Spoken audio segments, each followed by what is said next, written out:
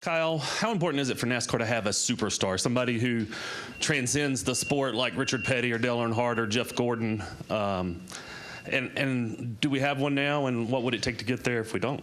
You're looking at him. No, I'm kidding. I think his name's Chase. He's the man, so ask him.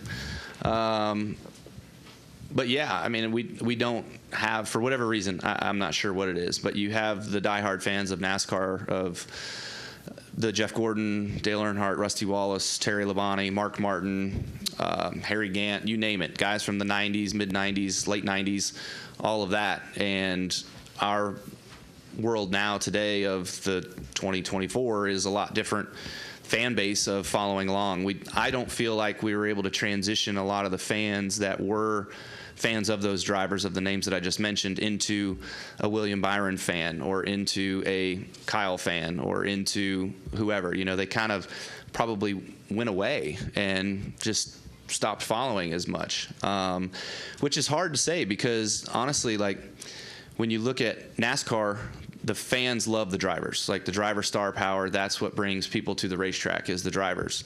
When you look at the NFL, for instance, those players on that team change so often. You guys think my pit crew names changing every week is a lot. Look at the roster changes of NFL teams and what they do, what they go through with their 53-man roster. But fans are fans of the teams. And a lot of times, you know, I'll throw a name, Jacksonville, for instance, the last few years, like they're coming back because of a Trevor Lawrence, right? They've got somebody back that has brought the team back into the forefront. But before that, their stadiums were empty. You know what I mean? So you can find the same struggles across different sports as what we see sometimes.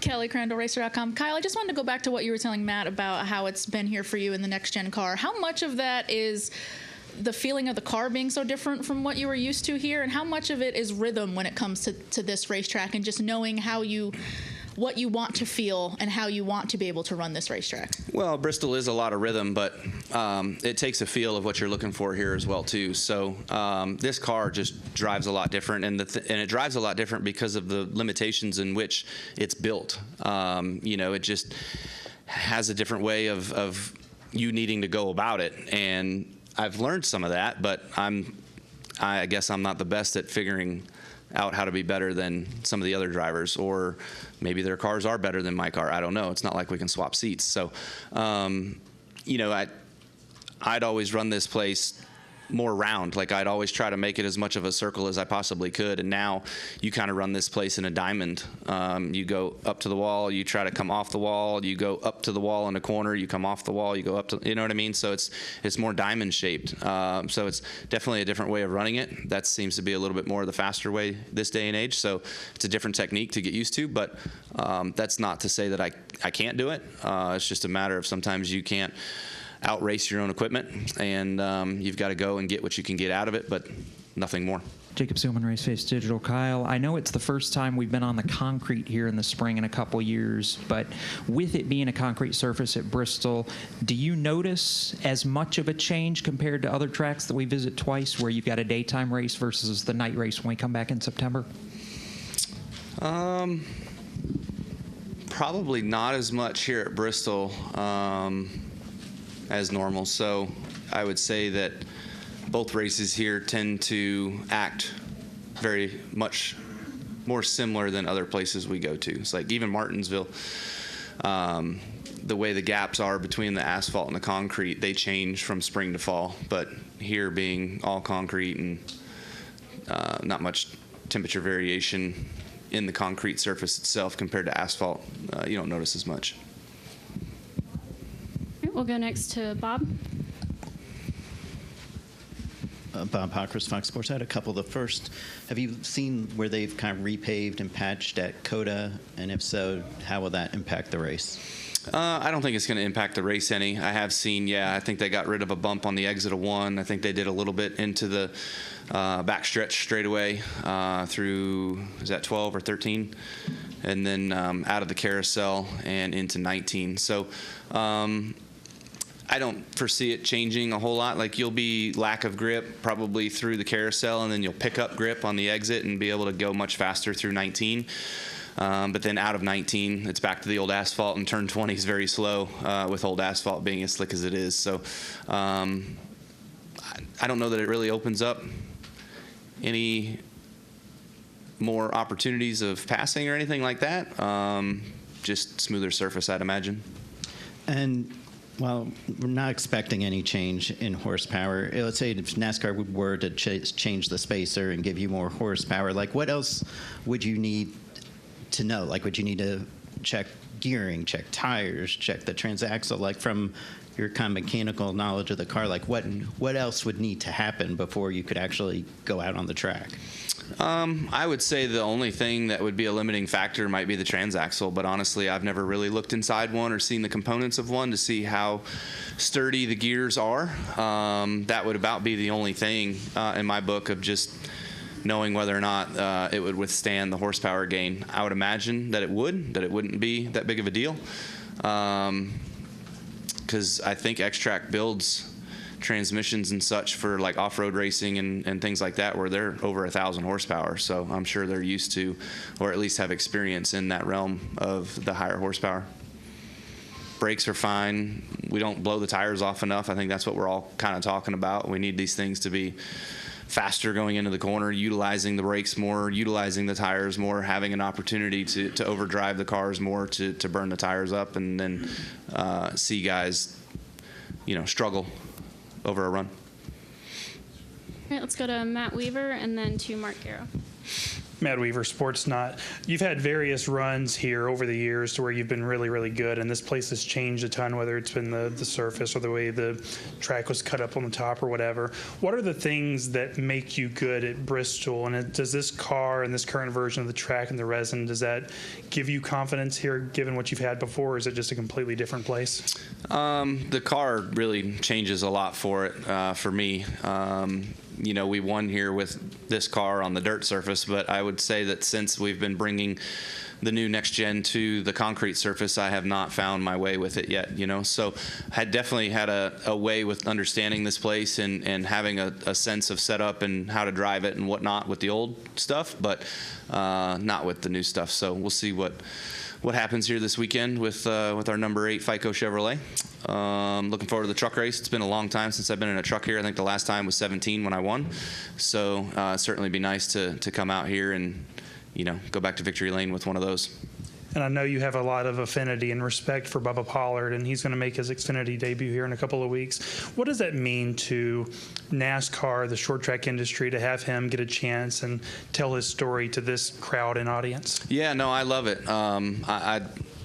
A guy that works as hard as he does and does as much on his own as he does. I mean, he's a really smooth guy. I've raced against him a lot, and we've had some really good battles. We've always been cordial with one another. I think the only time was one of the younger kids that was racing for me. He punted him out of the way at I think it was Alabama one time at a race down there, and he said, well, that's what Kyle would do. And I called him, and I'm like, bro, when have I ever done that to you? Like, come on, man. And so, we've always had a good relationship, so I respect the hell out of him for what he does, and he's honestly one of the best, definitely one of the best from the South in the super late model ranks. I've raced against a lot of greats, out on the West Coast, up in the Northeast, Midwest, a lot of different names that always come to mind. All right, we'll go to Mark, Lee Spencer, and then Dustin Long. Mark Garrow, PRN. Kyle, good afternoon. Last year, you seemed to get off to such a quick start. How would you categorize what's happened this year in the opening part of the year? Yeah, I would say, the Clash was great. We ran really well there. Daytona, we were fast. If I would have chose a different line on a restart, we probably would have had a top 4 at Daytona for sure. Atlanta coming oh so close there with just needing a couple inches to win that thing, and then Vegas, we were really fast. We were probably one of the only guys that could keep up with Tiny Kyle, and we had a great shot there, and then just pit road was our demise, and then last week obviously just not very good in general with the short track stuff. Still, we've tried everything, so I don't even know where to go next with what we do next. But we'll see with some new ideas if anything works here at Bristol. Being as though it's a short track race, but it's definitely still the different aero package. But yeah, we've we've come to find what our strengths are and what our middle ground is and where our weaknesses are for sure. So we keep trying to improve on all of them. Is the pit crew still an unsettled situation, or do you think you've got the pieces now going to let them kind of work their way through it and smooth everything out? I would say it's still unsettled, obviously. You know, the proof is in your results, right? You're only as good as your last race, as us drivers tend to say. So you're only as good as your last stop, I guess, as a pit crew guy should say. But I know everybody at the shop and all of RCR is working hard on trying to figure something out and get through it with the resources that we have. And, you know, each week we'll keep trying to fine tune the personnel and make the best that we can out of the situation we got to have at least decent stops. You know, my thing is like they're either the defense or the special teams unit, however you want to look at that, right? When you come down pit road, I've been saying it the last couple of years since we've been racing this car, the easiest time to pass people is when they're sitting still. It's when they're in their pit box. And so we can't be the ones that are always getting passed. You know, we need to hold our own. All right, we're going to try to get in 4 more questions for Kyle here. So we're going to go to Lee, we're going to go to Dustin, Chris, and finish with Kelly. Lee Spencer, Sirius XM NASCAR Radio and CatchFence.com. Your teammate Austin Dillon was talking last week about making the tire tread or the width of the tire smaller. He said it would make you guys feel like you have more speed with the new short track package, and I'm kind of curious whether or not you follow that philosophy, and how do you think that package will react at Richmond?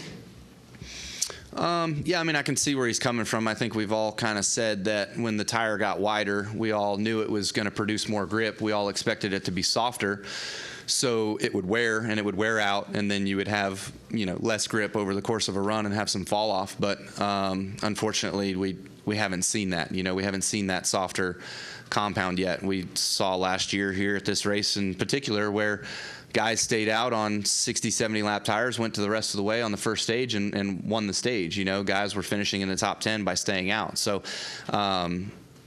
you don't want to have tire blowouts. I get that. I understand Goodyear's sake on that part. But, you know, I think when we have had softer tires in the past and we had blowouts, that's because they were softer, because they wore out, because we punished them, you know. So, like, you're kind of to your own demise in a sense, but I guess tires not holding air probably don't sell well on Monday. So, and how you think, having driven this package at Phoenix, do you think that it'll help the racing at Richmond? No. No. No.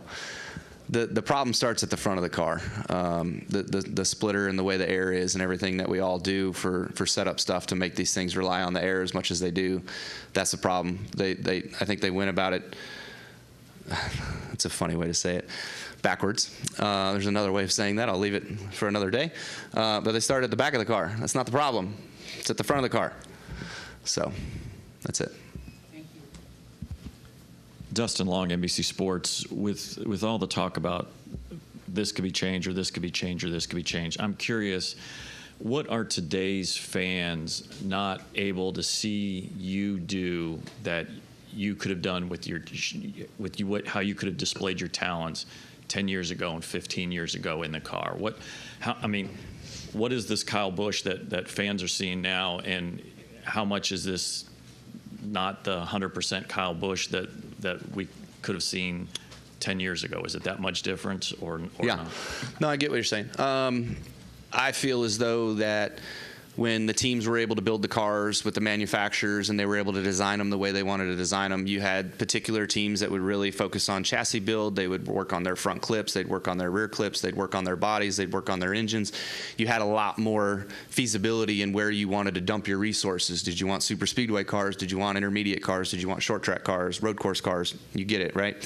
So now we all have the same Legos, and it's just about how you assemble the Legos, which apparently we're not smart enough yet at the short track Legos to have that program scienced out. But you know, you also, for me anyways, I feel like the practice limitations that have been set forth, I don't have time to work through and dissect the car as much as I once did, of being able to go through practices, look at the data, go through another practice, go through qualifying, go through weeks of being able to do that, to build on your program and to give that feedback to the team and the engineers and everybody back at the shop to make your stuff better. So I would say that that's probably a big part of it. And forgive me, but all this talk about simulation and how far it's come and how you've seen it come through your years, with what you talked about not being able to get that feel in practice and so forth, why can't that be done in simulation, or where does simulation fall short that it prevents you from getting that or helping make you even better in a practice situation? I would say that there's nothing like the real thing. There's nothing like the asphalt dyno, as my dad would always say, and going to the racetrack with your stuff and competing against the rest of the competitors to see where your shortcomings are. So, this is a dumb analogy, but the smartest robot in the world will never be what a human is. You know what I mean? Like, it takes a human to build that robot. So there's going to be way too many circumstances that would come about to make sim life what real life is.